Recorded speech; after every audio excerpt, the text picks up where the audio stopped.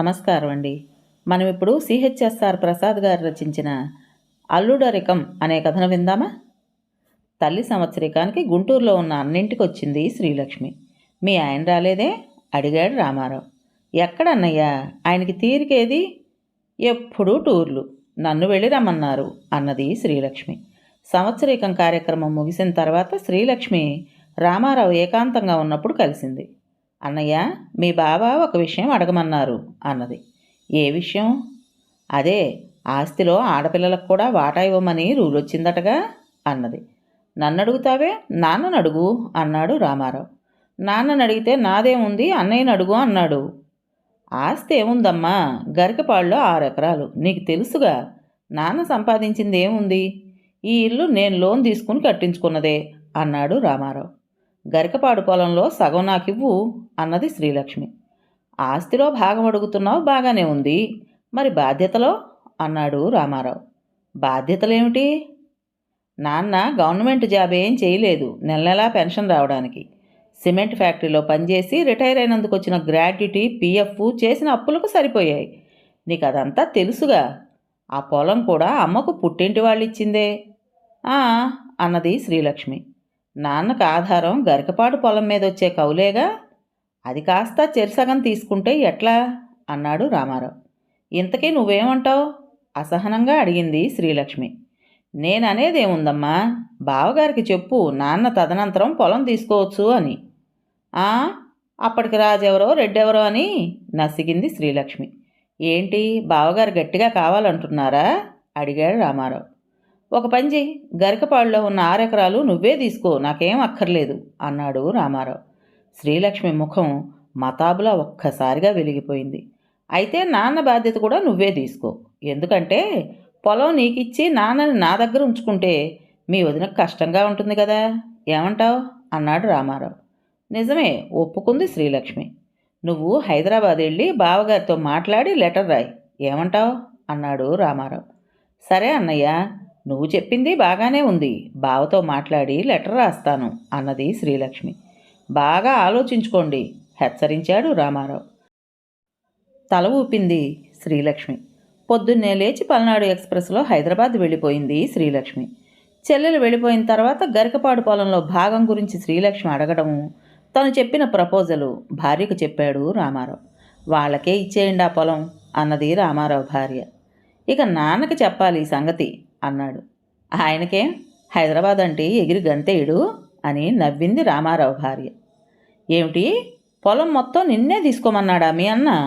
వండర్ఫుల్గా ఉందే, సగం ఇవ్వడానికే పేచీ పెడతాడనుకున్నాను అన్నాడు సుధాకర్ ఆశ్చర్యపోతూ.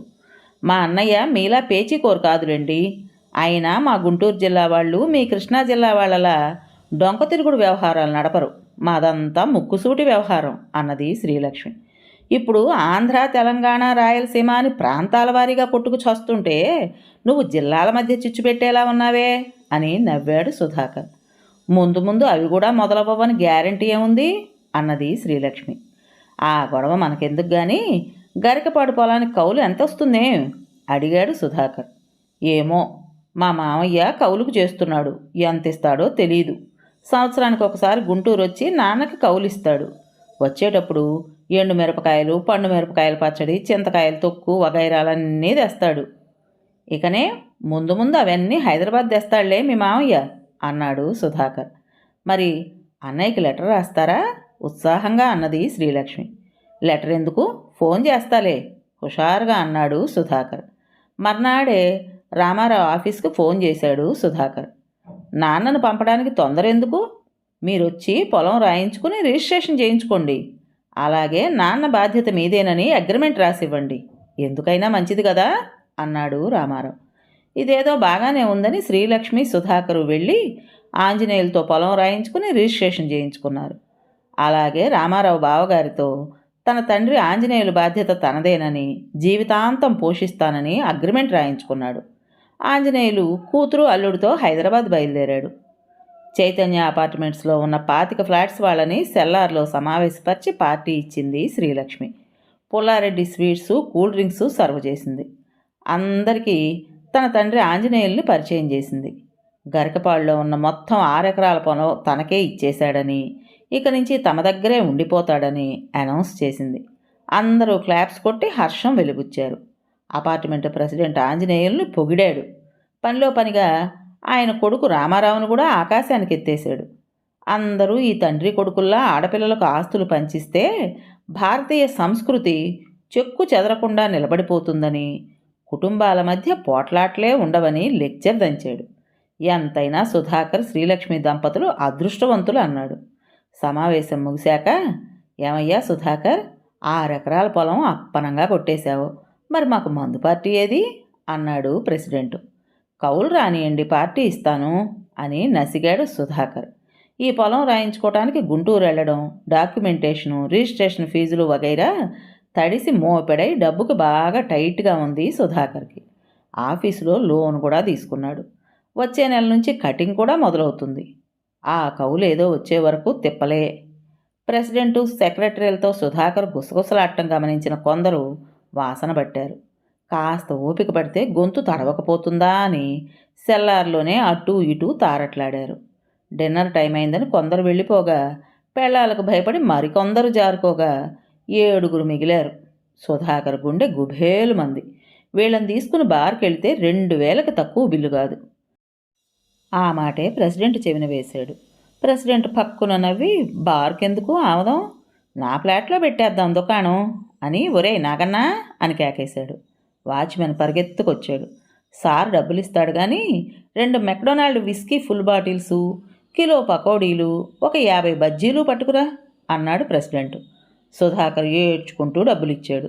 నాగన్న పోతూ ఉండగా ప్రెసిడెంట్ మళ్ళీ అరిచాడు, ఒరేయ్, పెద్ద సైజు సోడా బాటిల్స్ 2 మర్చిపోకు.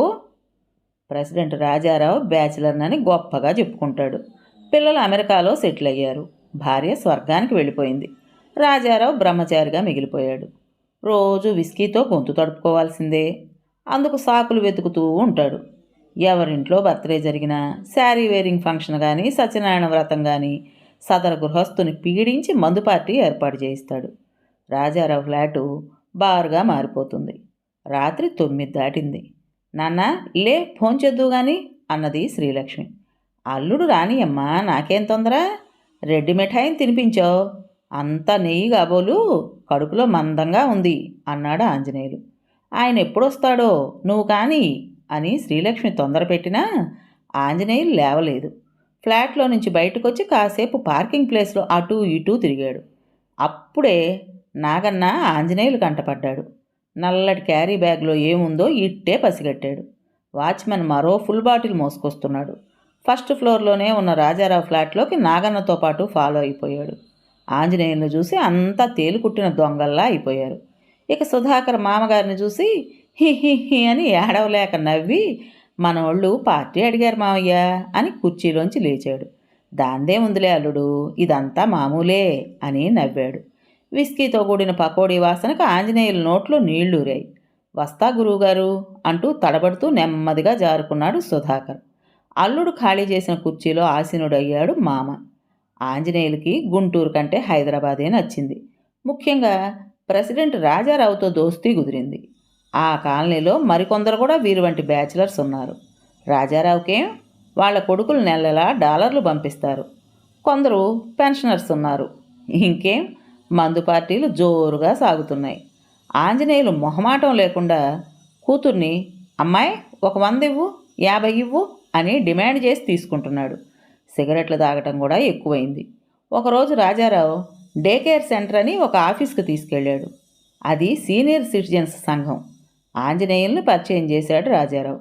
మీరు కూడా మెంబర్గా చేరండి, వృద్ధుల సమస్యల మీద పోరాటం చేయాలి, మనకు బస్సుల్లో రైళ్లల్లో రిజర్వేషన్లు కావాలి, నర్సింగ్ హోమ్స్లో డిస్కౌంట్లు కావాలి అని చిన్నపాటి ఉపన్యాసం దంచాడు. ఆ ఆఫీసు పార్క్లోనే ఒక మూలగా ఉంది. అందులోనే రీడింగ్ రూము ఉంది. కొంతమంది పాలిటిక్స్ డిస్కస్ చేస్తున్నారు. ఇదేదో బాగానే ఉందే అనుకున్నాడు. అంతా 60 ఏళ్ళు దాటిన వాళ్లే. మర్నాడు, అమ్మాయి 500 ఇవ్వు, డే కేర్ సెంటర్లో చేరతా అన్నాడు ఆంజనేయులు. అదేంటి నాన్న అని అడిగింది శ్రీలక్ష్మి. ఆంజనేయులు వివరంగా చెప్పాడు. ఈ రోజుల్లో ముసలాళ్ళని ఎవరు మాత్రం పలకరిస్తున్నారు, అందుకే అంతా ఒక సంఘంలో ఏర్పడి ఒకరినొకరు పలకరించుకుంటున్నారు అన్నాడు. మనకెందుకు నాన్న అన్నది. కానీ వినలేదు. ఆ సెక్రటరీ చెప్పిన వృద్ధుల సమస్యల మీద స్పీచ్ మొదలుపెట్టాడు. శ్రీలక్ష్మి అదంతా వినలేక, సర్లే నాన్న, ఆయన వచ్చాక తీసుకుని ఇస్తాలే అన్నది.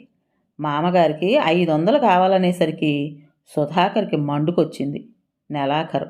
స్కూటర్లో పెట్రోల్కి కూరగాయలకి తడుముకుంటున్నాడు.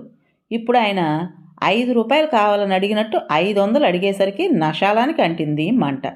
మొదటిసారిగా ఈ మామని నెత్తిన ఎందుకు పెట్టుకున్నాన్రా దేవుడా అని విచారించాడు సుధాకర్. నెలకి ఎంత లేదన్నా సిగరెట్లకి, మెడిసిన్స్కి, రాజారావు ఫ్లాట్లో పార్టీలకని మామ అకౌంట్లో 1000 రూపాయల పైన వదులుతున్నాయి. ఆదివారం వస్తే తెల్లారకుండానే, అమ్మాయి డబ్బులు చేపలు పట్టుకొస్తా, లేట్ అయితే మంచి ఉండవు అని వెళ్ళడం మొదలుపెట్టాడు. మొదటి సండే మటను, రెండో సండే చికెను, మూడో సండే చేపలు, నాలుగో సండే మళ్ళీ మటను. మధ్య మధ్య పప్పు తిని జిహ్వ చచ్చిందనో, కూరగాయలు బోరు కొడుతున్నాయనో, చికెన్ లెగ్స్ అనో, మటన్ చాప్స్ అనో పట్టుకొస్తున్నాడు. డబ్బులు ఎక్కడివి అంటే రాజారావు దగ్గర తీసుకున్నాననో, వెంకయ్య సర్దాడనో, ఫస్ట్కి ఇవ్వచ్చులే కంగారు లేదు అంటాడు. ఫస్ట్ వచ్చేసరికి 1000 రూపాయల దాకా అప్పులు చేసి రెడీగా ఉంటున్నాడు. ఈ విధంగా మామగారి అల్లుడరికం వల్ల బడ్జెట్ పెరిగిపోయి సుధాకర్ కంగారు పడుతున్నాడు. శ్రీలక్ష్మితో తన గోడు వెళ్ళబోసుకుంటుంటే 6 ఎకరాలు కౌలొస్తుందిగా, కంగారు పడతారే అని విసుక్కుంటోంది.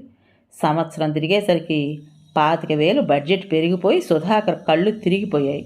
ఆఫీసులో ఫెస్టివల్ అడ్వాన్సులు, education loan, motor bike loan వగైరాలతో జీతం కటింగ్ అయిపోతోంది.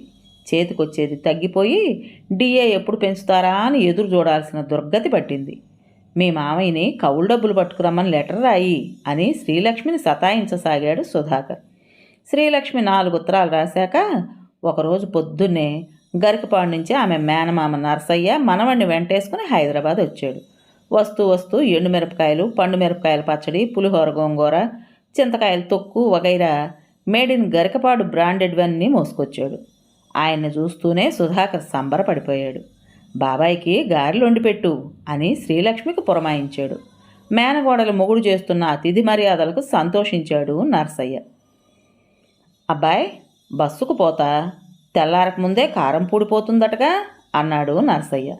అంత చీకట్లో కారంపూడిలో దిగి మీ ఊరు ఎట్లా వెళ్తారు అన్నాడు సుధాకర్. ఇప్పుడు పెద్ద ఆటోలు ఊళ్ళల్లో తిరుగుతున్నాయిలే అన్నాడు.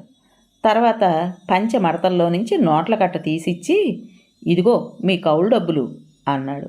సుధాకర్ లెక్క పెట్టగా 3,000 ఉన్నాయి. కనీసం ఎకరానికి 10,000 కౌలేసుకున్నా 6 ఎకరాలకు 60,000 వస్తాయని కలలు కంటున్న సుధాకర్ షాక్ తిన్నట్లయిపోయాడు. అదేంటి బాబాయ్ గారు, 3,000 ఇచ్చారు, మిగతావి అన్నాడు. మిగతా ఏందబ్బాయ్, ఎకరానికి 500, మీ 6 ఎకరాలకి 3,000గా అన్నాడు నర్సయ్య. సుధాకర్కి నోట మాట రాలేదు. శ్రీలక్ష్మి గుడ్లు తేలేసింది.